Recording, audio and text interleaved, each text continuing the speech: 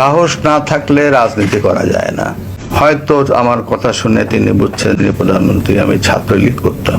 সাহস না থাকলে রাজনীতি করা যায় না। বর্তমানে যে সরকার এবং সরকারের যে উপদেষ্টাগণ রয়েছেন তাদের কারোরই রাজনীতি করার সাহস নেই। এমনই চাঞ্চল্যকর মন্তব্য করেছেন রাষ্ট্রপতি শাহাবুদ্দিন চুপ্পু। তিনি আরও কি বলেছেন সে বিষয়ে বিস্তারিত জানতে পুরো ভিডিওটি না টেনে সম্পূর্ণ দেখতে থাকুন। রাষ্ট্রপতি শাহাবুদ্দিন চুপ্পুর সম্প্রতি একটি বক্তব্য সোশ্যাল মিডিয়ায় ভাইরাল হয়েছে, যেখানে তাকে বলতে শোনা যায় সাহস না থাকলে রাজনীতি করা যায় না। বর্তমানে যে সরকার তার একদম সাহস নেই বললেই চলে। তিনি বলেন সাহস থাকলে ছিল আমাদের প্রিয় নেত্রী শেখ হাসিনার। তিনি সাহসের সাথে এত বছর বাংলাদেশকে সুন্দরভাবে শাসন করেছে।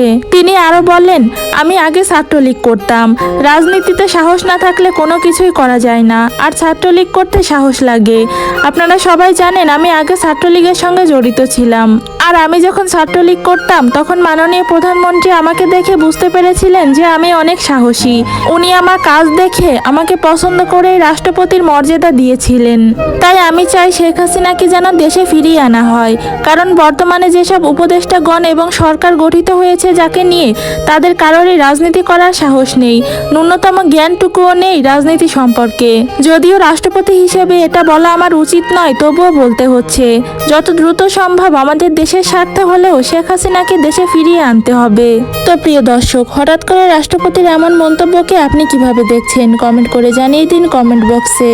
আরও আপডেট পেতে আমাদের চ্যানেলটি সাবস্ক্রাইব করে পাশে থাকা বেল আইকনটি ক্লিক করে দিন। ধন্যবাদ।